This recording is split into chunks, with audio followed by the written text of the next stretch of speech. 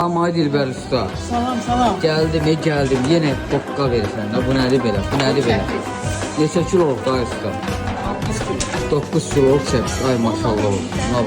Buna bak. Bu buduna bak. Bu işte həqiqətən. Bak. Öz suyunda, öz yağında. Öz şirəsində. Maşallah olsun. İkinci qazan da maşallah olsun. Bu da onun neydi? Bak. Buna bak.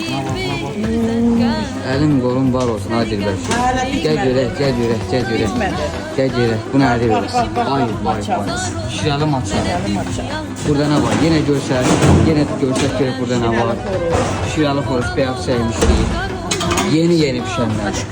Vay. Burada nə var? Bunu qaymağın üstlərini siparişinlə. Əmlələrə. Verəcəm. Bunu görsək bu nədir? O bizə verilmiş. Hissə vermiş sana. Bu hisslərin hamısı su Bu səsində. səsində.